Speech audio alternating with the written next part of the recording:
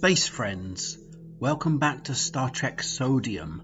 This week I found several amazing and super interesting facts about Star Trek Next Generation Season 2 Episode 21, Peak Performance. In this episode, the Enterprise is taking part in a war games exercise when a real-life Ferengi marauder comes along to cause trouble during the exercise. Now here's some facts for you that you didn't even know. Now the Riker actor had always been a fan of Robin Hood and saw himself as quite the Robin Hood himself. As soon as the first season had finished filming, the Robin Hood aficionado spent all of his time watching his favourite 1950s renditions of the character and decided to grow a big boy beard like his favourite character, Robin Hood. Before the filming resumed for the soapy second season, he was visited by Gene Roddenberry, who dropped by to share some birthday pancakes. Gene rasped in delight when he saw Frakes and said, "That's it! That's the look we need to make Riker interesting at last," he rasped. From that moment, Frakes and Roddenberry would become lifelong friends, bonded over the new manly face piece. Now this episode, of course, is called Peak Performance, but that isn't the original name that the episode had on the original script. In fact, this episode went through a few changes.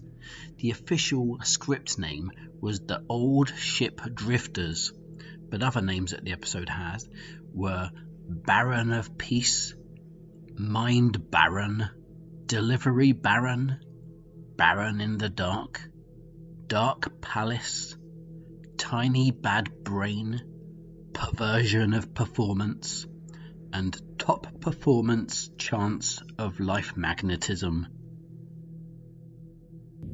But with your skill and your stamina, we'll have this old lady ready to fly. I want hourly progress reports from all stations. Peak Performance would include the second Ferengi role for famed actor Armin Shimmerman, who would go on to play two more Ferengis later on in Star Trek. Firstly, of course, as Quark in Deep Space Nine, and lastly, as Gilberjohn in some other episode or other. Armin nearly wasn't able to make it to the start of filming for this soapy episode though, as his part-time position of lifeguard at Malibu Beach had taken over much of his life. He would spend several hours a day in those little pants, gazing out at the beach and giving directions to silly lost tourists. Even though he was the only lifeguard that Malibu Beach had at the time, he came to realise that one man couldn't keep everyone safe. So if anyone drowned while he was away, he had trained himself not to feel guilty in the slightest. It's for the best then that he had trained these feelings in this way, as being away from the beach to film Peak Performance meant that he wasn't at the beach, to prevent the largest beach tragedy in Malibu history. The Hathaway's most sophisticated weapons system, even in a computer mock-up, can't hope to defeat the Enterprise. Gred Fetishanite was to be the new main character, and he was set to debut this very episode. He was written as an Andorian character who would serve aboard the Enterprise as Chief of Staff, and he would be played by no other than Anthony Hopkins, who was an old friend of Gene Roddenberry, harking back to their work together in the 1970s. Scenes were reportedly filmed with the new character of Gred Fetishanite, but due to the episode's running time reaching 50 minutes, which is 6 minutes longer than they needed, all of the characters' scenes were obliterated, and the studio gave up on the character completely. The new opening credits, which included Anthony Hopkins' name, still made it into first runs of the episode in a few countries, like Kenya, Bolivia, Palestine, Portland, Dominican Republic, Lithuania, Hittis Marine, Iceland, and San Diego. Hopkins was so disappointed at his character being removed that even to this day, he's never spoken about it, even once. You've been outmaneuvered. Retreat. Longtime Star Trek associate producer Lorem Chugwin was fired from the studio during the filming of Peak Performance. Not only was he caught with an illicit item in the restrooms of Star Trek Studio 9, but he was removed from the studio by hand, in front of the Star Trek actors and crew. He allegedly struggled with security guards and screamed as they pulled his thrashing body through the studio. Right past the bridge scene that was being filmed, only meters away, he shouted and swore as the guards pulled him by his legs and hair and balls. Across the room, he spat at the actors and violently grabbed at the camera equipment as he was pulled past. Finally, at the gates of Paramount, the disgraced producer swore he'd be back with his friends, one of which had spent time in jail, so he was really tough. It was all hot air though, as no one ever saw him again, not even his mother, thank God. As for the illicit item he was caught with in the restroom, Rick Berman supposedly kept it. It's a guess that he keeps it in his secret basement room, where he keeps all of his strange and wonderful secrets. It was at the time of Peak Performance's production, when the sour Marina Sirtis had taken Whoopi Goldberg's advice and began seeing a Hollywood life coach. The life coach coerced Marina to be more pushy and assertive to get what she wants and to make people listen to her more. Once at the studio, the rest of the actors immediately noticed a difference in her. She was much more proactive and assertive, unlike the dull and manipulated Troy of old.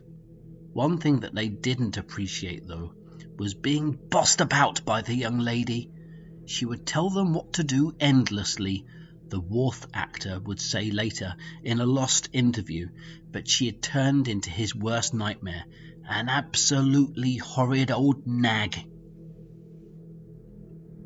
New Star Trek storyboard artist Lance Ranner had famously approached Rick Berman again with another bold idea.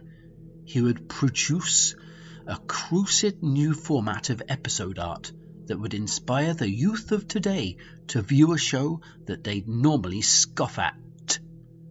A week later, and Lance brought in his finished piece of art.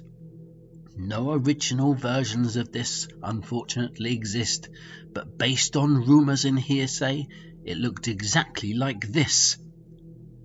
Not only did Rick Berman not understand anything about the image at all, but he ordered all copies of it destroyed. He wasn't against Lance trying new things, but he just didn't understand what he was looking at. Lance was ordered to continue his good work and try again for the next episode. As everybody knows, Whoopi Goldberg held an amount of sway in Hollywood, and she could command using respect and dignity. During her first year on Star Trek, she brought along a small hawthorn bush that she potted in a nice planter and told the producers that it would bring good luck to all of the production. Fast forward 6 months, and the once young and small bush was now an out-of-control spiky bush that nobody appreciated. The team didn't want to move it, as they know it might annoy Whoopi, and they didn't want her to leave the show, but day by day its dry spiky branches grew wider and longer, scratching the staff as they walked past and pulling threads on the actors' clothes. Captain Picard actor allegedly scratched on his hand for the 5th time that week, and his anger flared up beyond control. He was possibly heard shouting, "That's it! I've had enough of this Hensing plant," as he kicked the pot, dislodging it from its place where Goldberg had generously left it. For a lot of the previous year, Star Trek and its science fiction rival Short Circuit 2 had been in a bitter feud commonly known as the Great Science Fiction War of 1988, following from the recent punch-up at the nightclub involving LeVar Burton and Fisher Stevens and many more. Delegates from Short Circuit 2 visited Paramount to make peace with the Star Trek team, but Rick Berman wanted his team to go out on top as winners of the feud and not to stop at a place of peace and understanding. All the time that the Short Circuit 2 people were talking, Rick Berman was trying to hold his cool, and he could reportedly see that Burton was clenching his fists like a real tough nut. The meeting ended with a shaking of hands, but Rick and Lever had already put together their plan, which would hopefully bury Short Circuit 2 forever and make Star Trek look like the best thing in the world. Now, the comment of the week is brought to us by Davbots Arcade, who lets us know that Wesley Crusher was supposed to be genetically modified, but Will Wheaton cried every time makeup was applied to his mouth hair, and the crying irritated Rick Berman so much that the idea was scrapped. That is a fascinating fact, and I'm glad that he brought it to our attention. Thanks very much, Davbots Arcade. Thanks very much for checking out my super interesting facts about the episode Peak Performance from Star Trek Season 2. Thanks very much. I'll see you next time, hopefully, for the facts of the very last episode of Season 2 of Next Generation. Please subscribe and like and comment with some facts that you may have found that I don't know about. I'd appreciate that very much. Okay, ta-ta, bye-bye.